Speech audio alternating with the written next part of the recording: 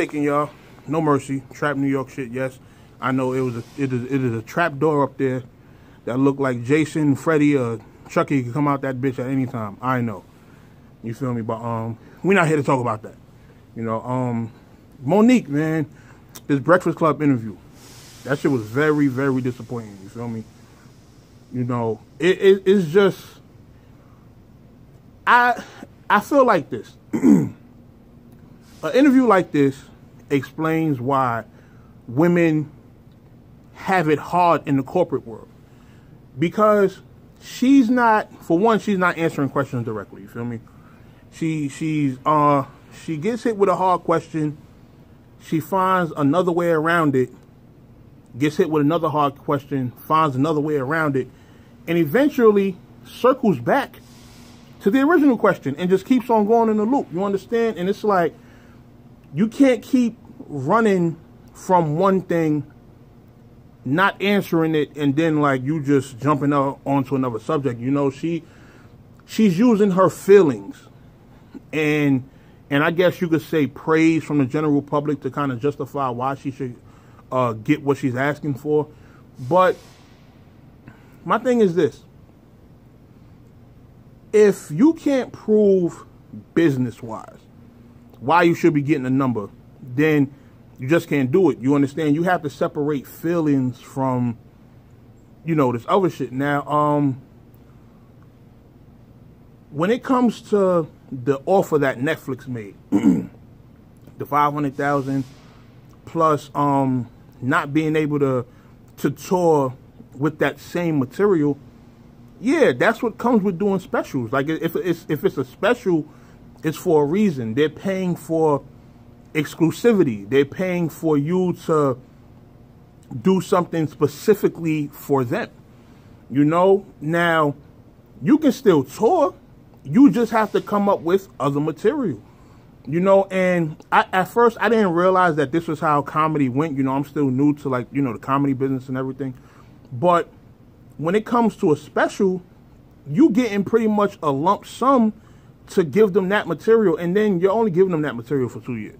You understand? It's always like, after the 2 years is up, you can always, you know, dip back into the material and, you know, do stuff like that, which actually will promote the original special even more. You know, depending on how you work out your deal, try to see if you can get royalties or, you know, some other, you know, type of consistent money off of it. You know?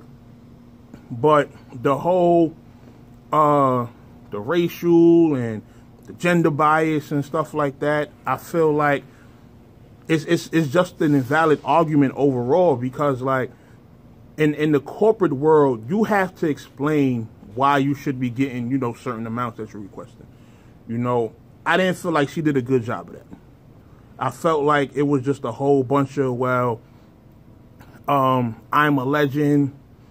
You know, you can't say because Dave Chappelle and Chris Rock are legends and you're a legend, which, you know, she is a legend. But you're not getting paid based on the general public saying that you're a legend. Like, legends have levels, you know?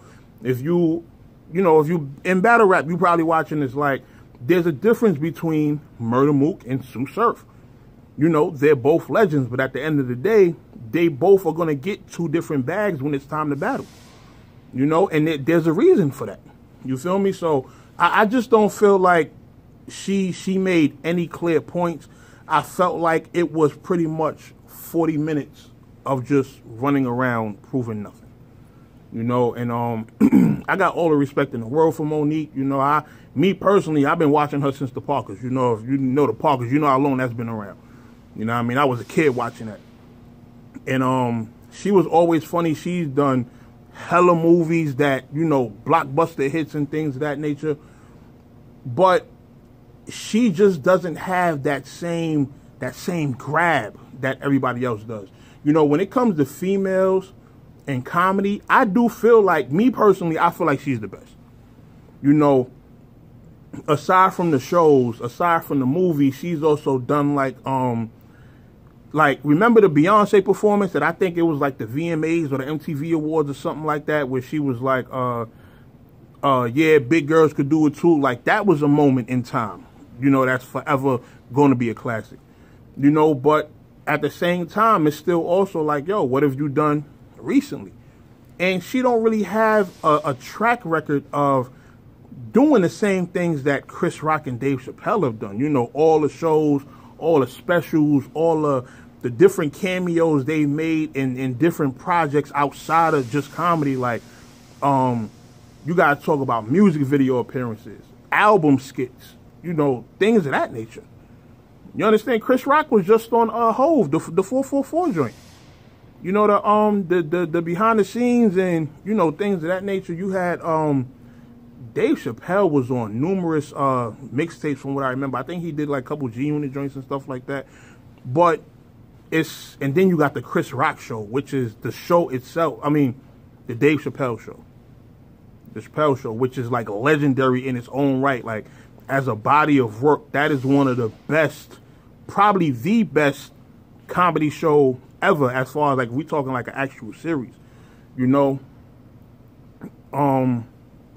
So I just felt like, you know, if what Monique was doing in that Breakfast Club interview, if that was an example of how women approach business in the corporate world, then it should actually be an embarrassment to women who are trying to get somewhere in the corporate world, because you have somebody who's in such a higher position that's making these demands, and she's not thinking with a business mind. You understand? She's not thinking, yo, this is the revenue that she could bring in and things like that. She's just thinking, I'm a legend. I have a fan base of people that love me, and y'all need to give me this based on this. And it's like, nah. You know what I mean? You got to think real business-wise. Like, let somebody like they said, let Paul Mooney, you know, interview him and ask him about it. No. Let somebody like Oprah go into Netflix, you know, with the same type of a deal or something like that. Sit in there with her and see how she negotiates that and see how different it turns out. You understand? I just feel like somebody like Oprah has the right business mind to make sure something like that goes well, you know. Sometimes you might need somebody like that for business advice. You know, all the let's stick together and all that stuff is cool, but when you discussing getting these bags, man, it's a whole different conversation. All that legend shit go out the window. It's like, yo, what can you bring in money-wise? You feel what I'm saying? So that's my thoughts on that interview, man. That interview was bad. It don't make me, you know, want to stand behind Monique. I'm definitely not boycotting Netflix for her. And then I'm looking at my YouTube subscriptions. She pressed Charlamagne in the interview about getting Donkey of the Day. And guess what he turns around and do? Give her Donkey of the Day again. Rightfully so. No Mercy, Trap New York, NoMercyTV.com. Y'all holla at me. March 10th, we back in Cleveland. You feel me? Hosted by Gully and Organic. JC versus Rich Thoughts. We got Daddy Mason on the card. We got Kush Cloud. We got Reaper Rel versus Black Gemini. A lot of dope battles on the card, man. So make sure y'all pull up if y'all in that Cleveland area, man. March 10th. Y'all already know what it is. I'm out of here. Bye.